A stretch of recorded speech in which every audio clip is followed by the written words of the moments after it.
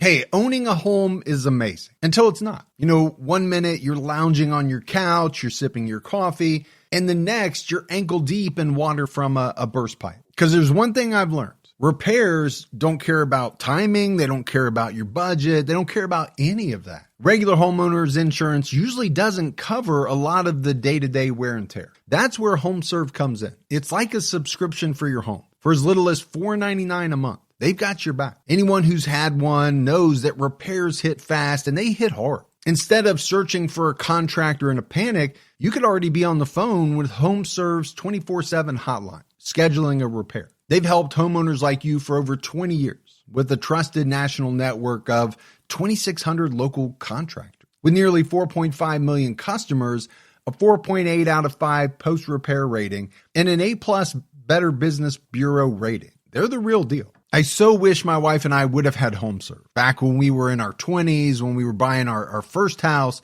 it would have saved us big time. Join the millions of customers who trust HomeServe. For 50% less your first year, go to homeserve.com/criminology. That's homeserve.com/criminology for 50% less. Savings compared to renewal price, void in Florida.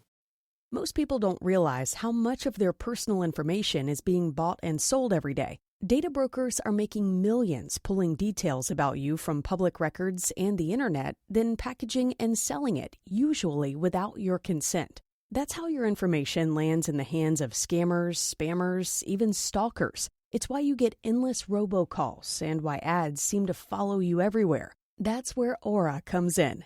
Aura actively removes your data from broker sites and keeps it off. They also instantly alert you if your information shows up in a breach or on the dark web. But Aura goes beyond data protection. With one app, you get a VPN, antivirus, password manager, spam call protection, dark web monitoring, and even up to $5 million in identity theft insurance, all backed by 24/7 US-based fraud support. Other companies might just sell credit monitoring or just a VPN. Aura gives you all of it, together at the same price competitors charge for just one service. Start your free trial today at aura.com/hidden. Protect yourself now at aura.com/hidden. Criminology is a true crime podcast that may contain discussion about violent or disturbing topics. Listener discretion is advised.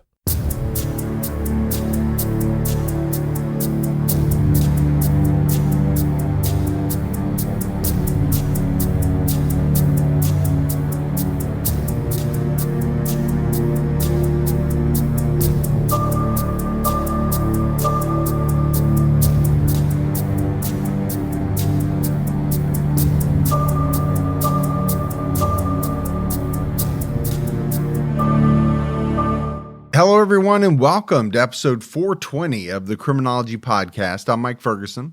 And this is Mike Morford. Mr. Morford, how you doing, buddy? I'm doing good. It's Friday, ready to go for the weekend and get this episode recorded and then move on to some business I got set up for this weekend. What do you got going on?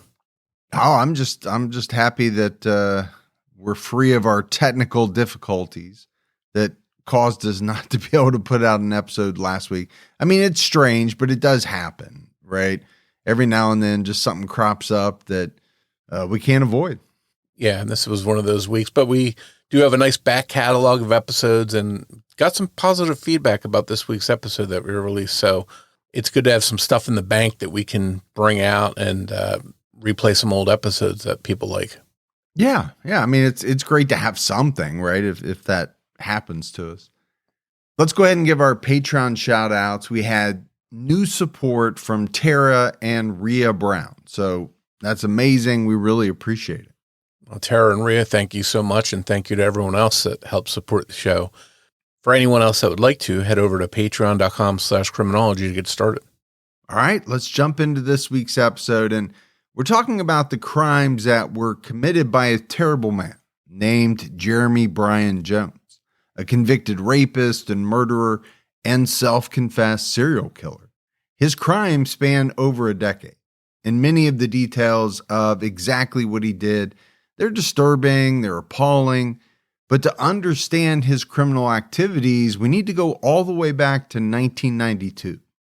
In early May of that year, Justin Judd and his girlfriend, Jennifer Bryan, got married. The two met and started dating each other while they were attending high school in Oklahoma, and they wanted to spend the rest of their lives together. After their wedding, they moved into a duplex in Baxter Springs, Kansas, so they could start an independent life together, but still be close to all their friends and family. On May 11th, just 9 days after the wedding, things were getting back to normal for the couple. Justin headed out to work at about 6:30 that morning. The job was only 5 miles away, but he was leaving much later than he intended to. He had overslept. On his rush out the door, he ended up leaving his lunch behind. At around 8:30 or 9, Justin called Jennifer at home and asked her to bring his lunch to him. She told him she would, but she never showed up. There were a lot of errands she had to run and things she had to do, so it seems that he figured that she just got busy and lost track of time, or forgot altogether. Either way, his shift ended at 2:30, and he went straight home. When Justin arrived home, he found Jennifer's car was parked in the driveway. The driver's door was open. His lunch was sitting on the passenger seat. This immediately didn't sit well with Justin. It seemed if she had been interrupted during her trip to bring Justin his lunch. He quickly and anxiously made his way into the house and found an unimaginable scene. His young bride, just 20 years old, was lying dead on the floor. It was clear that she had been brutally murdered, and there was blood everywhere. Justin frantically summoned police, who arrived on scene in minutes, and what they found backed up Justin's belief that his wife had been murdered. Jennifer had been stabbed in the back and chest multiple times. There were small defensive wounds on both of her hands. This was a very vicious assault. The knife actually broke during the attack. The handle came clean off. Whoever killed Jennifer must have taken it with them because it was not at the crime scene. And investigators never did find the handle. There was a knife missing from the block on the counter, and detectives decided that the murder weapon had come from the Judd's kitchen. There were no signs of sexual assault, and nothing was missing from the home. It seemed that whoever killed Jennifer came with murder as their goal. There were also no signs of forced entry, but that doesn't mean she willingly let anyone inside. Someone may have spotted her outside the house when she was putting Justin's lunch in the car, because investigators found it on the passenger seat, as if she had been getting ready to head to Riverton to drop it off. She could have been chased back into the home. In the 1990s, most homes had a phone in the kitchen. She could have been running to make a call when the killer caught up with her and used what they had nearby, knives from the block on the Judd's kitchen counter. Justin related an incident to police that happened shortly before Jennifer's murder. Someone had been trying to get into their home and was banging on the door. It frightened Jennifer, and she hid behind the couch. We don't really have a lot of details about this incident, like whether the person at the door was saying anything or looking for someone in particular. But due to the timing, it didn't sit well with Justin, and police thought it could be connected to the murder. And more, if you know, everything that we talk about, right, on this podcast is scary in one way or another. This one in particular hits close to home for me. You know, I have two girls. Both of them are, you know, in their early 20s. My oldest just got married, is in the process of buying a home. So when we hit these cases where, you know, a victim is around the same age or in a similar circumstance, it hits even harder to me because I'm thinking, you know, that could be my child. That's a scary thought. Yeah, it's very frightening and very sad because this is a young couple starting off their lives together, and they think they have a long journey ahead of them, and it's cut short after just 9 days of being married. So very tragic. Well, and the other thing that, you know, jumps out to me is Justin and the emotions that, you know, he must have been going through, obviously at the time that he finds Jennifer, but then even after that, right? At what point does, you know, the guilt sink in? Because you know it's going to. You know, does he have thoughts that, you know, if only I hadn't asked her to bring the lunch, or, you know, those types of things, which normally, you know, they're not true, but how do people keep them from kind of sinking in? Because they're just going to. There's no way around it. Yeah, there's probably some survivor's guilt that if he was home and didn't go to work that day, or maybe if he had deviated at all, maybe something could have changed this outcome. And it's probably something that's stuck with him. Police asked Jennifer's family if they had any idea who might want to harm her.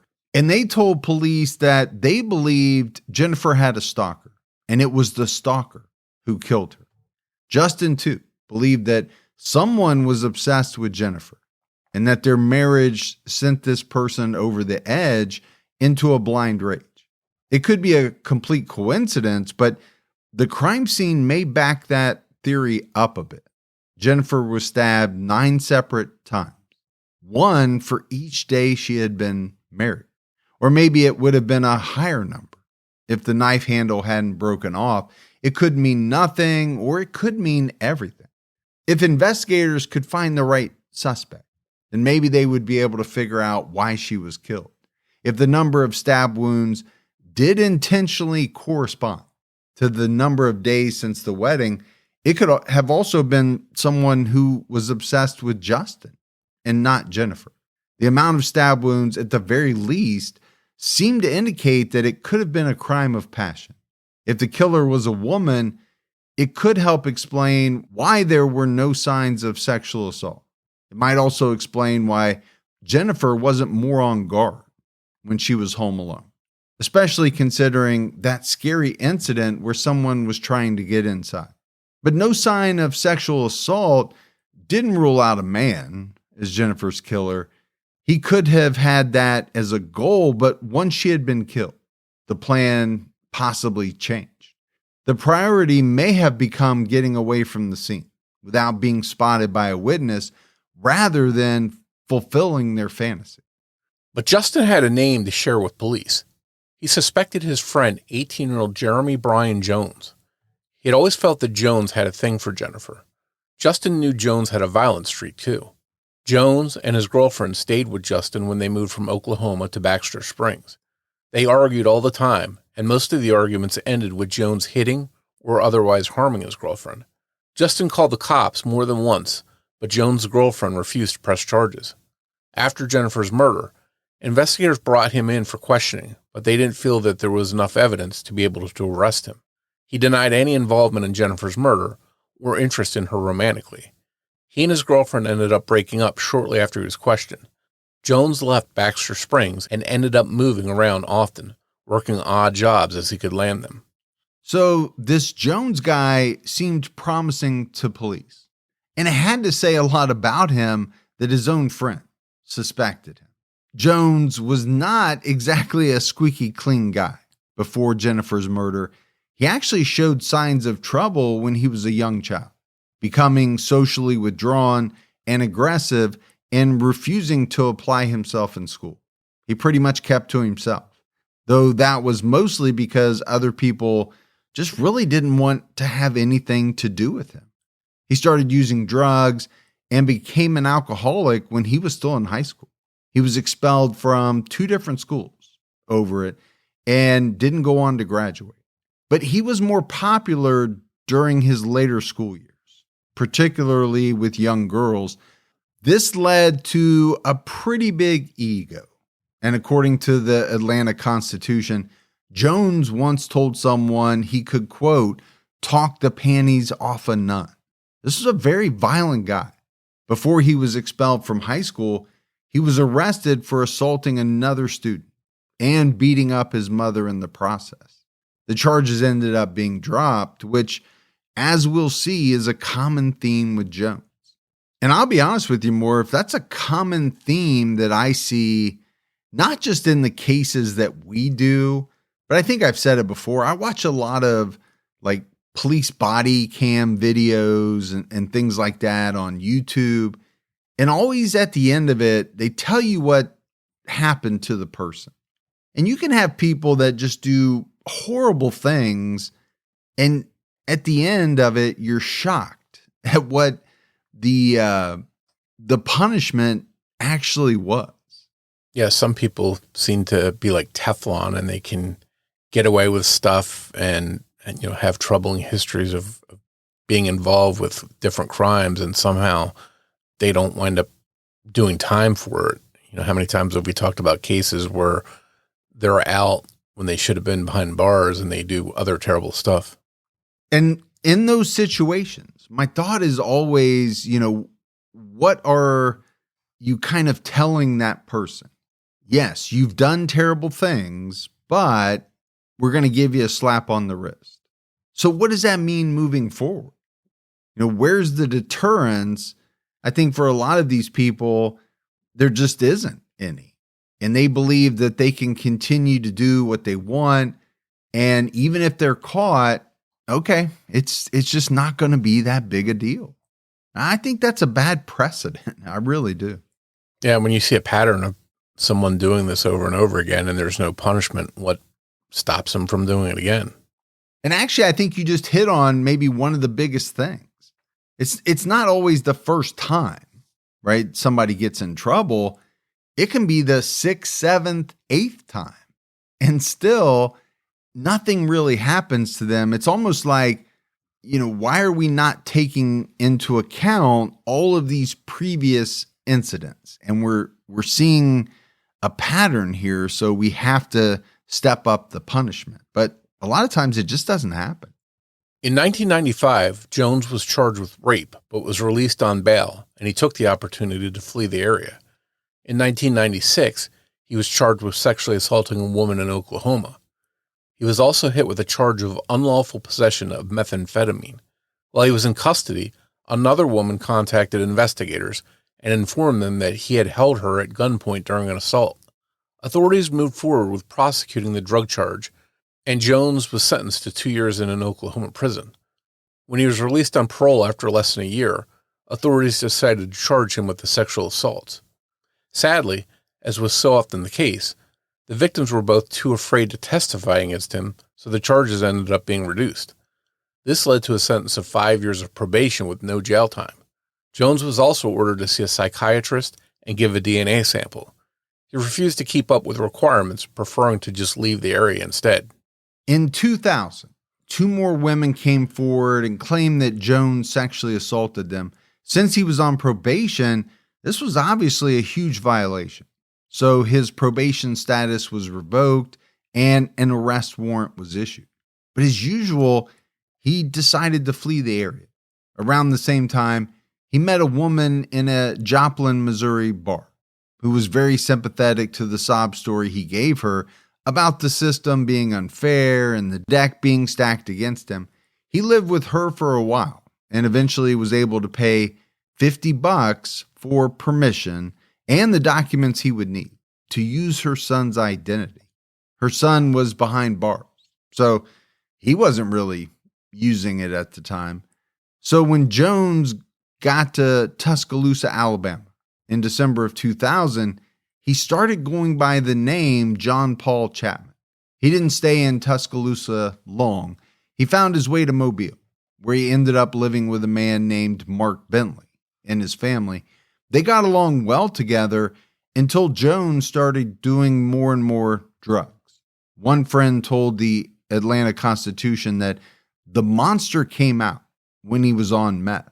Eventually, they were forced to kick him out. In May of 2002, Jones made his way to Georgia. He stayed with Craig Baxter, a man he met at a motel in Mobile just 2 months earlier. Craig, who was from Douglasville, was in the Mobile area for work when Jones walked up to him and started a conversation. They became friends. Craig Baxter's wife, Jan, told the Atlanta Constitution that at the time, she was feeling uneasy about Jones. She said he kept weird hours and was gone a lot at night. The Baxters ended up kicking Jones out when he stopped paying rent and his behavior became too erratic due to drug use. Jones was still living in Georgia on Halloween when 38-year-old Tina Mayberry was attacked outside of Gibson's Restaurant and Lounge in Douglasville. Tina, dressed up as Betty Boop, was leaving the bar and walking to her car when someone stabbed her multiple times. She ran back into the tavern for help, but it was too late. She died 2 hours later. We'll talk more about Tina's murder later, but it's important to know that Jones went to Gibson's often, and friends knew he was there that Halloween. He wasn't just in the state or the city the night she was killed. He was at the very same establishment where she was murdered. In early 2003, Jones assaulted a woman he brought home from a local bar. The friends he was staying with noticed how quickly the woman left, but they didn't really think anything of it until the police called looking for Jones. According to the Atlanta Constitution, despite claims that he tried to strangle and rape the woman, his friend John McIntosh, who he was staying with at the time, said he vouched for him, and nothing came of the woman's accusation. John, a neighbor of the Baxters, who took Jones in after he was kicked out of their home, actually got Jones a job at his workplace, Young Refinery. To be fair, Jones, still using the name John Paul Chapman, passed a background check when he applied for the job. He ended up being a welder for the company. McIntosh's wife, Carrie, never liked Jones and said he would say derogatory things about women, about putting them in their place, about smacking them down. While living with McIntosh in Douglasville, Jones met a woman named Vicki Freeman at his regular spot, Gibson's. They started dating and moved into an apartment together in Villa Rica, Georgia. Vicki Freeman told the Atlanta Constitution that Jones, who was still living as Chapman at the time, was a kind, gentle, and very loving person who always put her first and always thought of her. But other women continued to catch his attention. Folks, let me know if you've ever run into this scenario. You want to refresh your wardrobe without spending a ton of money. You're running out of closet space. Or you're just looking for an easy way to earn a little money. Well, Vinted solves all of those problems. Vinted is a secondhand app that makes it easy for everyday sellers, people like you and me, to sell pre-loved fashion and earn some extra money. My wife and I had a whole closet full of stuff that we went through and we realized we just weren't wearing anymore. So we turned to Vinted. The app is free to download and there are no seller fees. So they couldn't make it any easier for you to get rid of some clothes you no longer wear and earn a little money for them. Listing items on Vinted is quick and simple. And once an item sells, Vinted creates the prepaid shipping label for you. Ready to clean out your closet and make some extra money? Download the Vinted app for free and start listing. With no seller fees, you keep every dollar you earn, and for a limited time, enjoy free shipping in the U.S. on Vinted. August is the perfect time to hit the reset button, and I can't think of a better place to start than my closet. And that's why I love Quince. Quince is all about fewer, better pieces. Quince specializes in everyday staples that work harder, like their ultra-soft organic cotton tees and premium Mongolian cashmere sweaters. They have premium denim and tailored chinos from just $60 with the kind of perfect fit, structure, and high-quality fabrics you'd expect from a luxury designer brand. Everything at Quince is priced 50 to 80% less than similar brands. And they can do this because they work directly with ethical factories, cutting out the middlemen. So you're paying for high quality, not brand markup. I've been wearing a lot of stuff from Quince. My wife does as well. But my go-to is absolutely their activewear flow knit line. Shorts, tops. Upgrade your everyday. Download the Quince app for app-exclusive offers or go to quince.com/criminology. Get free shipping on your order and 365-day returns. Now available in Canada and the UK too. That's QUINCE.com/criminology. Support for today's episode comes from Square, and they've got big news. During Square's biannual releases event, they launched a wave of innovative new tools to help local businesses run faster, smarter, and more profitably. From AI that answers your toughest business questions to tech that simplifies food orders and tracks every dollar. It's all live, and it's built for businesses like yours. Whether you're starting fresh or scaling fast, Square helps you keep up and get ahead. And I know when I deal with a business and I see that Square logo, my transaction is going to be seamless. I've had nothing but good experiences with businesses who use Square. Square's new financial suite gives you a crystal clear view of your business health. You can take every payment type from tap to pay to Apple Pay to invoices. You can also manage your staff, payroll, and schedule in one place. Sell online or in person with synced inventory. Square launched its most powerful tools yet, designed to give local businesses a competitive edge without the complexity. If you're ready to sell smarter, run faster, and stress less, right now, you can get up to $200 off Square hardware at square.com/go/criminology. That's SQUARE.com/GO/criminology. Run your business smarter with Square. Get started today. So Morf, we've talked about what type of guy Jeremy Bryan Jones was. He wasn't a good guy. He got in trouble quite a bit. There's no doubt that he committed a number of crimes against women. And a lot of people said he had very negative feelings towards women, and he actually voiced those opinions. But here you have a woman in Vicki Freeman who said, he was a kind, gentle, loving person, always thought of her, put her first.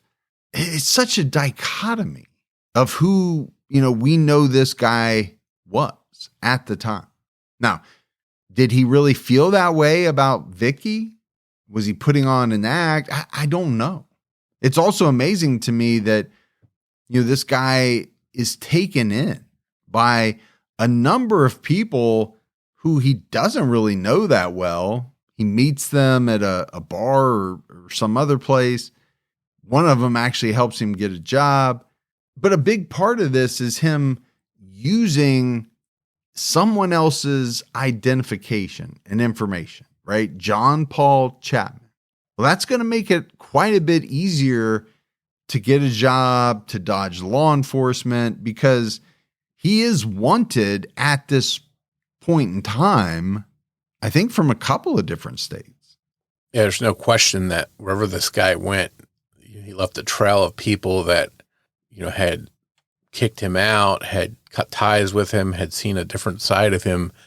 But somehow this Vicki Freeman was taken in by him, and it's definitely interesting, as you mentioned, if you get like 19 people out of 20 that say this person was a scumbag, but the 20th person says, no, he was kind and gentle and loving. I wonder, is that because that person has been duped, or are they so hoping to see the best in someone that they just overlook some of these qualities? It's definitely interesting to think about. And the other thing that really jumps out at me is you have these guys who are kind of befriending Jones, but all of these people's wives get the worst feeling about him. And I think that's pretty telling, because obviously we know they were spot on. Yeah, I think that just goes to show that when you have a gut instinct and you get bad vibes from somebody, sometimes you have to pay attention to that. In October of 2003, Jones was arrested for disorderly conduct after exposing himself to a young neighbor in the complex named Brittany Godfrey. On multiple occasions, once her mother had left for work, leaving 18-year-old Brittany alone in the apartment, Jones would show up and try to get in. Brittany told the Atlanta Constitution one day he'd be at the front door, the next day the back. She and her mother also discovered something terrifying. Outside of Brittany's room near her window, they found a box containing rope, a roll of tape, and binoculars. It's important to note that Jones told investigators in Georgia that he was John Paul Chapman, but he couldn't lie about his fingerprints.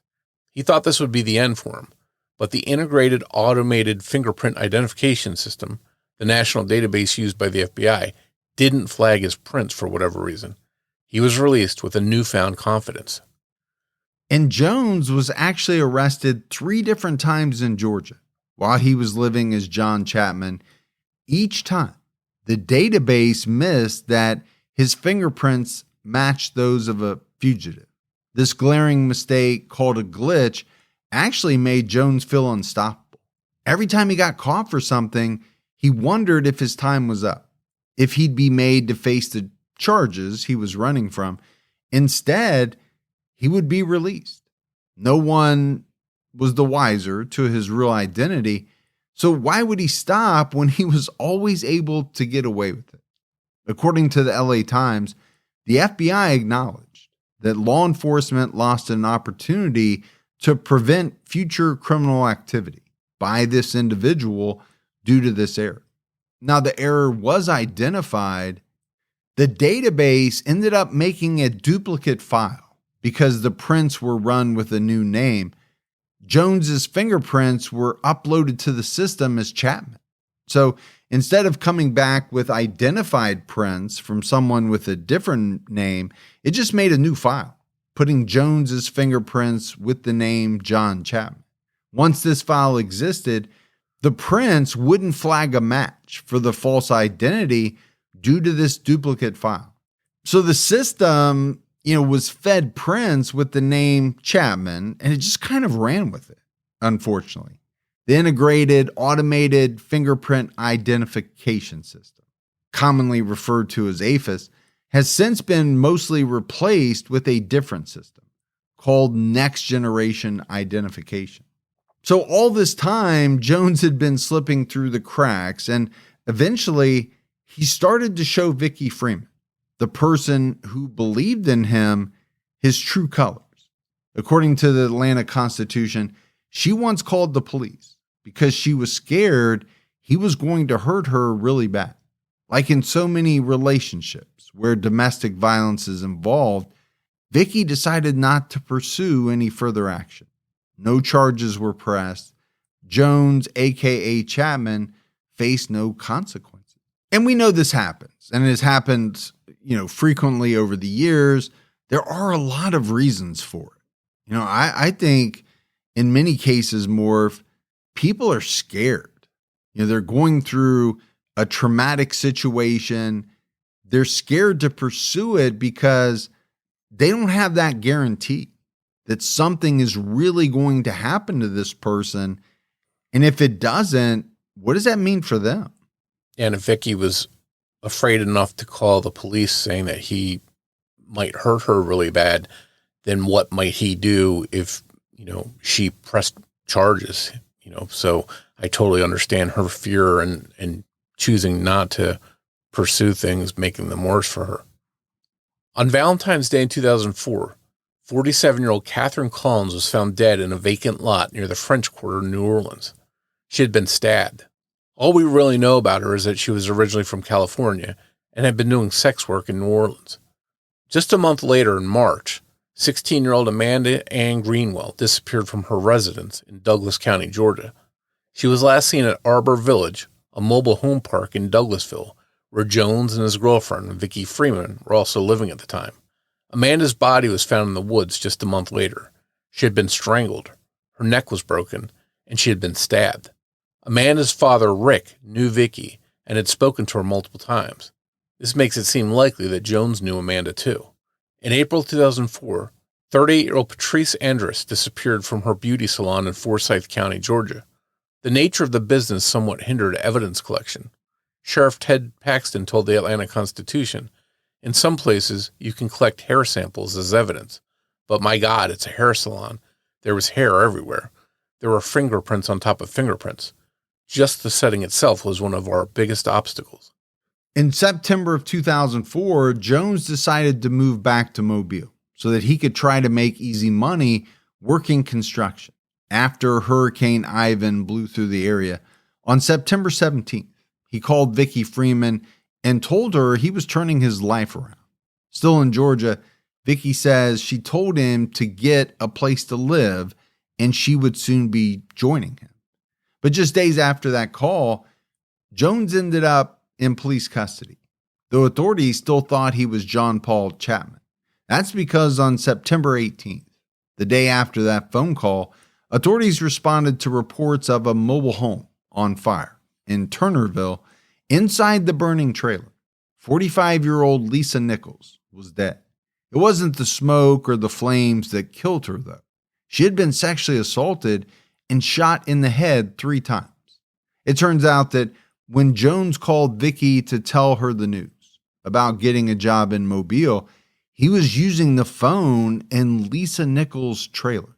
She had the unfortunate luck to live next to Mark Bentley, Jones's friend and former employer.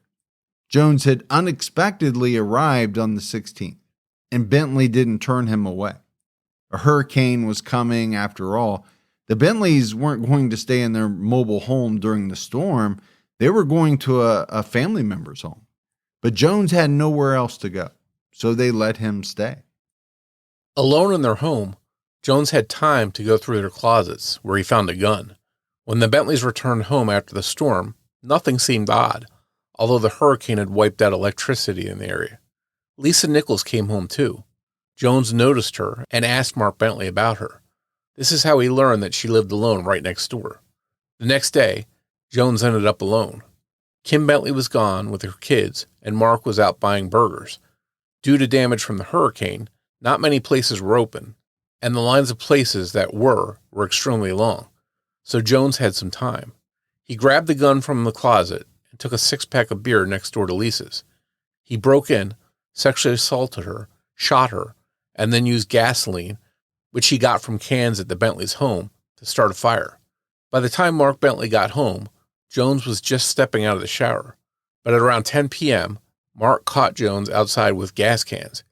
He claimed that he was putting gas into a four-wheeler to take a night ride, but Mark told him to knock it off and go inside. The next morning, Lisa's body was found by family members who ran to the Bentleys for help. Jones said a strange thing. He had learned from an uncle who fought in Vietnam that there was a method they used to get rid of bodies. They would douse them in gasoline and set them on fire. Hours later, Jones left the Bentley home, and he didn't come back. So more for just seeing, more examples of just how vicious Jeremy Bryan Jones is. And he's also very opportunistic. I think you'd have to say that. The other thing is he has a habit of kind of blowing town, right? As soon as something happens, that sticks out to me as well. Yeah, it certainly looks suspicious that the next door neighbor's murdered, her house is set on fire, and this guy, Jeremy Bryan Jones, has flown the coop, and the night before, the place where he was staying, the guy saw him with gas cans. It doesn't paint a picture of someone that's innocent. It paints just the opposite picture. I'm also quite surprised that this guy let him back in the home. I get it. This big hurricane, Ivan, was coming and all of that. But, we talked earlier about the wife having real suspicions and real negative thoughts about this guy. I just know from myself, if there was someone that my wife did not like and told me that and was suspicious of, that wouldn't be a person that I would be letting inside my home. But I get it. They were leaving. He didn't have any place else to go. They probably felt bad for him, but and I wonder if Jones used that to his advantage to try and calm people or play on their sympathies to get his way and make him in a better position to be able to commit crimes like this. Yeah, I think he did, as a lot of habitual criminals do. Right? We can talk about people's intelligence or IQ scores and all of that, but a lot of these people are cunning when it comes to committing their crimes. Like I said, being opportunistic, looking for the right scenario or the situation that they feel is going to be beneficial for them. I think in those areas, they are often quite, I don't know if intelligent is the word, but street smart, street savvy, whatever you want to call it. I think a lot of criminals are good at that part. Now, they might not be able to pass a standardized test, but when it comes to that, they show some smarts. On September 21st, Jones, as John Chapman, was arrested and held without bail on charges of capital murder. A can of beer with his fingerprints on it had been recovered from Lisa's home. Jones's true identity was revealed when he made phone calls to his mother and close friends from the Mobile County Jail. Investigators tracked them all down and interrogated them about who he was and where he had been. He was also charged with the murders of Amanda Ann Greenwell and Catherine Collins. When questioned by detectives, Jones ended up confessing to crimes that weren't even on their radar, going back to the 1990s. He even confessed to a murder that authorities believed was an accident. On September 11th, 1999, 19-year-old Justin Hutchings died in Pitcher, Oklahoma. His death was determined to have been caused by a large overdose of drugs. But according to Jones, they met on the street for a drug deal, drank alcohol together, and then he intentionally injected Justin with a lethal amount of drugs called a hot shot. Another crime Jones copped to happened in February 1996. On February 21st of that year, authorities were called to the scene of a mobile home on fire in Delaware County, Oklahoma. 38-year-old Daniel Oakley and 41-year-old Doris Harris were dead inside. They were clearly dead before the fire started. They had both been shot. The same morning, a local man named Denny Ray Honeycutt was pulled over in Daniel's car. He was clearly impaired and appeared to be fleeing the area in a stolen car, so he was arrested. Investigators weren't able to tie him to the murders, though. He had an alibi that was confirmed, and there were unidentified finger and palm prints in Daniel's car. Honeycutt wasn't charged in the murders, but did serve time on a drug charge. Jones told detectives he was responsible for the murders of Daniel Oakley and Doris Harris. The unidentified prints in Daniel's car, however, did not match Jones. So Jones is caught, right? They finally figure out his true identity, and then all of a sudden they start tying him to other murders. But then he begins confessing to murders that they hadn't tied him with, some of which they didn't even think were murders at all. And I always wonder about that, Morf. I mean, normally I feel like people have a bigger number of murders than what they're willing to admit to.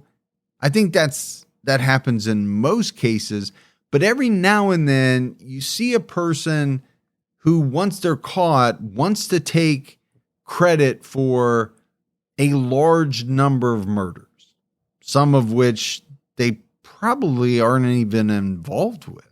And I don't understand the reasoning behind it. Yeah, it is an odd phenomenon when people, instead of trying to distance themselves or cover up crimes, they are copping to other crimes that they probably weren't even involved with. And that maybe speaks to their need for attention. Maybe they're narcissist. They want some kind of power and they want the police to know who they are. So they just start randomly blurting out crimes that they may have had nothing to do with.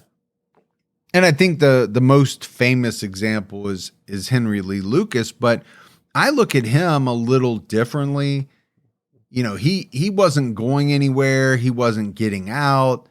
And at a certain point, you know, he just started confessing to all these murders, many of which he couldn't possibly have done, but he was getting things for doing it, right? Whether it was milkshakes or just kind of the adoration of law enforcement. They almost looked at him as though he was doing this great thing for clearing up a lot of their unsolved cases. So I kind of understand why he did what he did.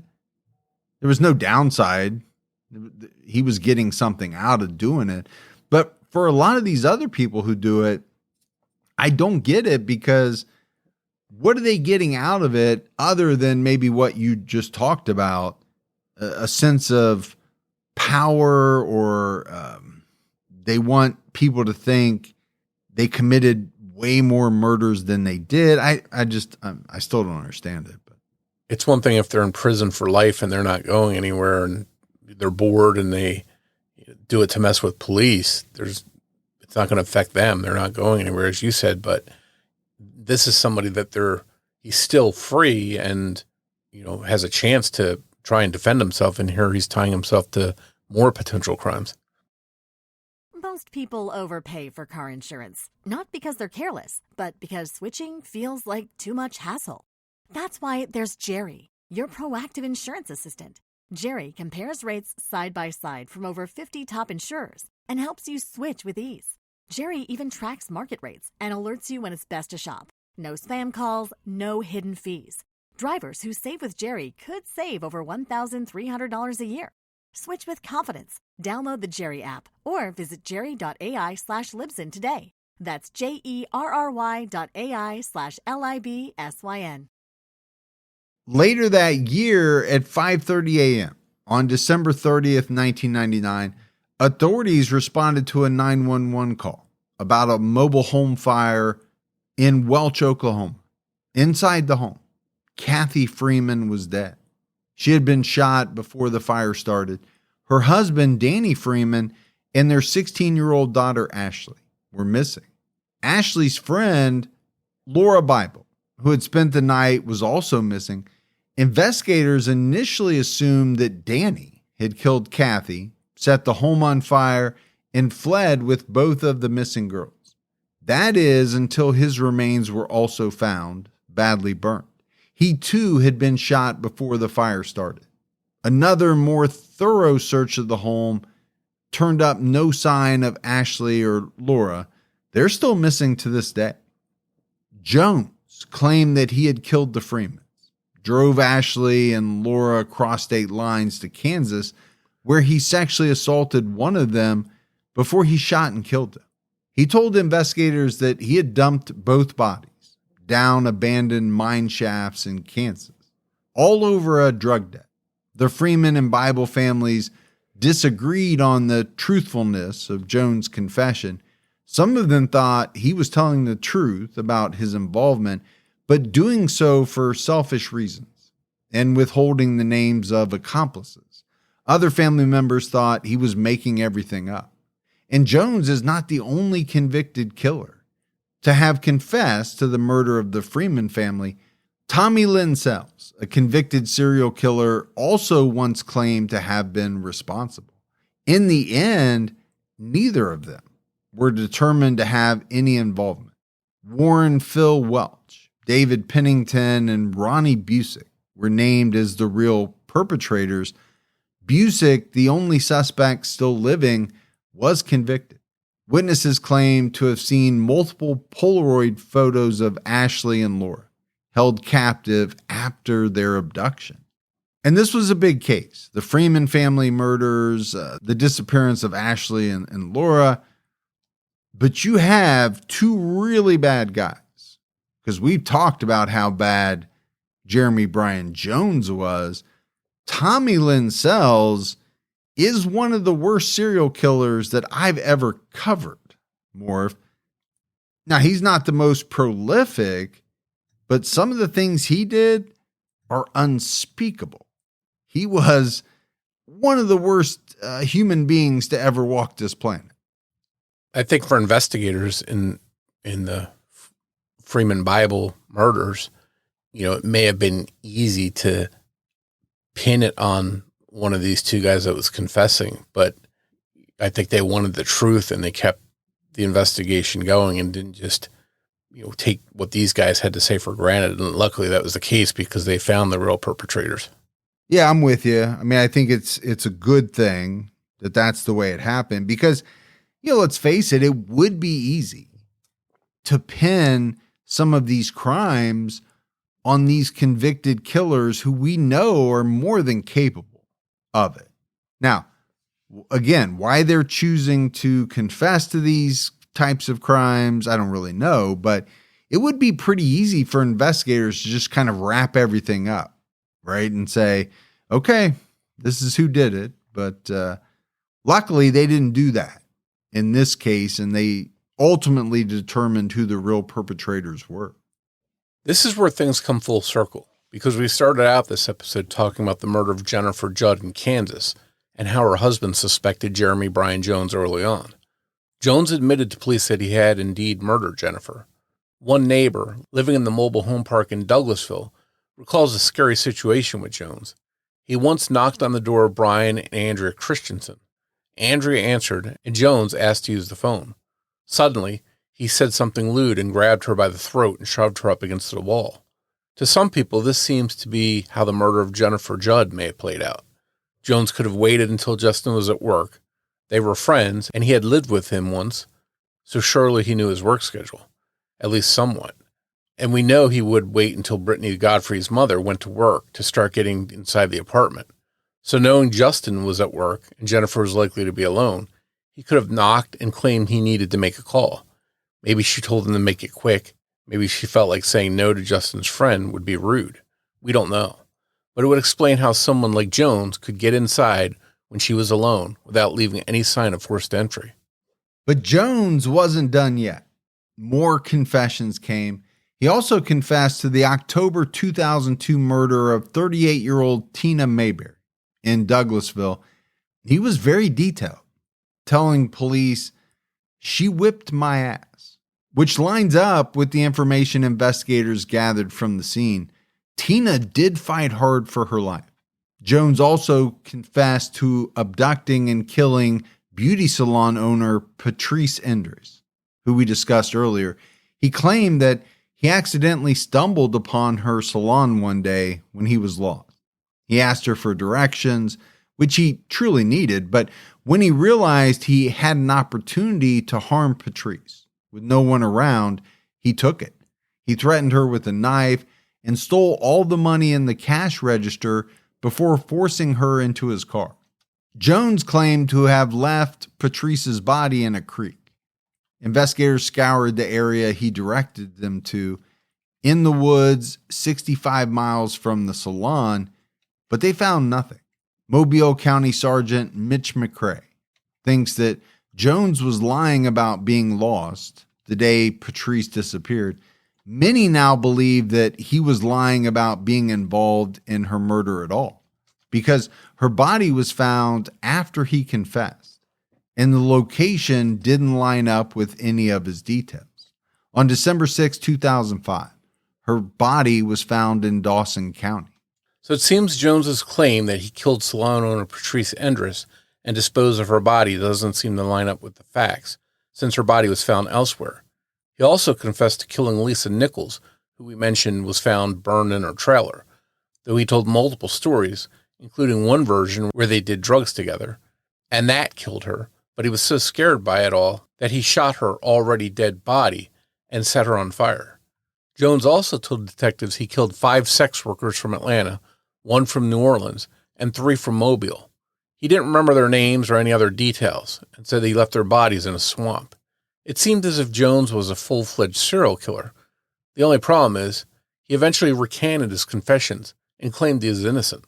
He told the Atlanta Constitution, "One day I'll be a free man. I'll write me a book and laugh my ass off."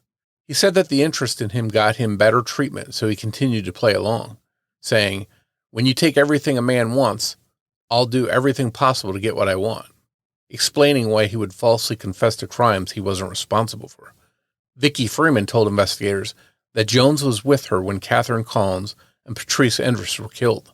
Mobile's assistant district attorney, John Furman, thinks that Jones was trying to get out of trouble in the murder of Lisa Nichols by giving all of these false confessions, so that anything he may have said that pointed to him as the murderer looked like it was yet another lucky guess. He may have been worried because he confessed to Lisa's murder in a phone call to a friend.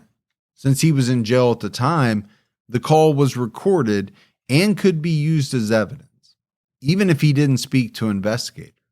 This could be why he chose to confess to 2 crimes where a trailer was broken into and the bodies were set on fire. Describing multiple similar crimes makes it seem like it's his MO, but if he can prove he didn't really commit just one, there would be doubt for all of them. His defense attorney, Habib Yazdi, didn't buy any of the confessions and told the Atlanta Constitution he'll talk to anyone and confess to anything if they'll let him talk to his mother and his girlfriend for hours. He's getting fancy lunches with crab claws and dinners and drinks. And more, if we spend some time talking about, okay, why would somebody confess? Again, there is the element of, okay, well, they're getting something for it. In this case, okay, maybe he's getting extra perks, right? He's getting to talk to his mother, his girlfriend for longer periods of time than he would have normally.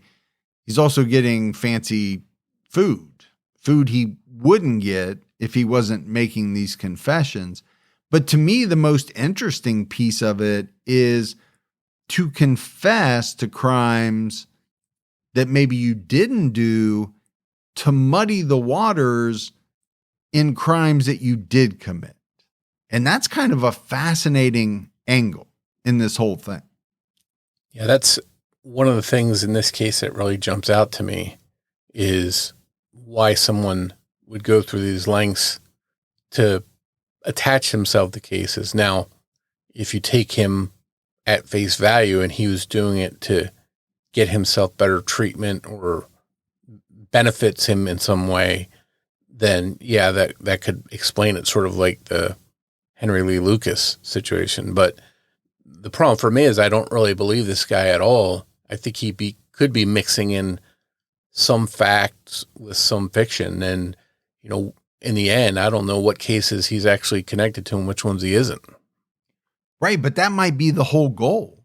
If you confess to a couple of crimes that it can be proven you didn't do, well, then does it cast doubt on other crimes where you don't have the same alibi, but it's the same MO, it's similar situation? Does it cast doubt on those as well? And again, like I said earlier, it might be a brilliant move. And whether you consider some of these people intelligent or not, you'd have to say that it's pretty cunning if that's what his thinking was. Jones went on trial in 2005 for the murder of Lisa Nichols. He was found guilty and sentenced to death. The jury recommended it, and Judge Charles Graddick agreed it was the right decision. Jones had hoped to receive life in prison because he didn't believe he would have very long to live. He had been diagnosed with hepatitis C, but claimed he never received any treatment for it. Due to the conviction in Lisa's case, the murder charges for killing Amanda Ann Greenwell and Catherine Collins were dropped. Evidence was not as solid in either case, and he was already on death row. Trying him in these cases would only be costly, give him more attention, and better conditions than he would be in if they just left him alone. There was also a chance that any not guilty verdict could be used to strengthen an appeal regarding his conviction for Lisa's murder. Mobile's Assistant District Attorney John Furman told the Atlanta Constitution that Jones could be a low-rent Ted Bundy. Just like Ted Bundy, Jones looks very different in many of the photos of him. That seems to be a pretty common trait of serial killers with a lot of confirmed victims. They're almost chameleon-like, just blending right in. And just like Bundy, he was somehow able to charm multiple women into letting their guard down around him. John Furman went on to say, otherwise reasonably smart women somehow find him interesting. He doesn't look like a monster. And that's a big advantage, right? With some of these serial killers, not everybody looks like Henry Lee Lucas or Otis Toole or, name some of these serial killers who you would just look at and turn around and walk the other way because they're kind of scary looking. Ted Bundy wasn't scary looking. Jeremy Bryan Jones isn't really scary looking. And to me, those are the scariest people, right? They look relatively normal. They could be like any other neighbor you've ever had. And I think that's how come some of these people rack up so many victims, because they do get people to let their guard down. They do blend in. They don't look like monsters sometimes. That, the creepy person that you try to avoid, they look like someone maybe you can trust. And in some cases, they have an established connection with, some of these women's husbands, that kind of thing. So they know them in some instances. So sometimes maybe, in the case of this guy, Jones, maybe he could use that to his advantage to get them to just let their guard down for that split second. The murders of Amanda Ann Greenwell, Catherine Collins, Jennifer Judd, Patrice Endress, Daniel Oakley, and Doris Harris are still technically unsolved. Ashley Freeman and Laura Bible are still missing. Eventually, Justin Judd remarried, and had children, he never forgot about his first wife, Jennifer. In fact, becoming a father gave him a different perspective on Jennifer's murder.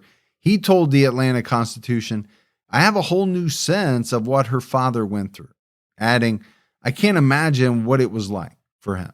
Sadly, no one was ever charged in Jennifer's murder. Jeremy Bryan Jones, now 53 years old, is still behind bars at Holman Correctional Facility in Atmore, Alabama. We know that he's a violent man and is responsible for a lot of terrible and violent crimes. Unfortunately, we don't really know just how many.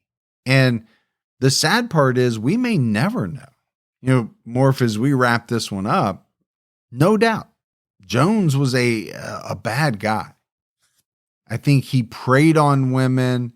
I think he was very opportunistic. But as is the case with, quite a few serial killers, do investigators ever really know the full extent of their crimes? And my thought is very often they don't. With this Jones guy, there's a lot of people here whose murders he could be responsible for, but we don't know. I think they could have taken him to trial for a couple of them, but they explained it, right? He was already on death row, and taking him to trial and maybe getting a not guilty verdict could have worked against him. I understand that. There are often times when prosecutors, they have to make a calculated decision. It may not be great for the family, but ultimately it might be the correct call to not mess up what they already have against a guy. And what more can you get than having a guy on death row? Yeah, I understand not wanting to take the chance that somehow he slips out of prison and winds up out on the streets. He gets an appeal somehow. But I think also if you're any of the family members of the people we've talked about in this episode, all the various victims that may be tied to this guy, there's got to be a part of them that wants to know, hey, was Jeremy Bryan Jones responsible for my loved one's death? And, I wonder if that is something they often think about. Yeah, I guarantee it is. And it probably doesn't set well, right? With some of them that he wasn't tried. And I would completely understand that.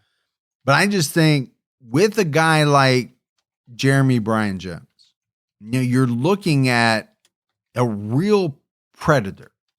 It almost seems like these guys, they're constantly looking for opportunities to do these really bad things. And I go back to, what we talked about earlier, which was crimes against women, and how, in my opinion, he really wasn't held accountable for those crimes, and how much of that kind of emboldened him to just keep upping the ante. And I would argue that probably quite a bit. But that's it for our episode on Jeremy Bryan Jones. As always, if you love the show, but you haven't done so yet, take a minute, leave us a review, a rating. Also, keep telling your friends. Word of mouth about the podcast really goes a long way. If you want to find us on social media, we're on every major platform. Just search for Criminology Podcast on your favorite. For news about the show, old episodes, and more, head over to our website, criminologypodcast.com. And if you want to join a discussion group about the show and the cases we discuss, head over to Facebook and search for Criminology Podcast Discussion and Fans. So that's it for another episode of Criminology, but Morf and I will be back with all of you next Saturday night with a brand new episode. So until then, for Mike and Morf, we'll talk to you next week. Take care, everyone.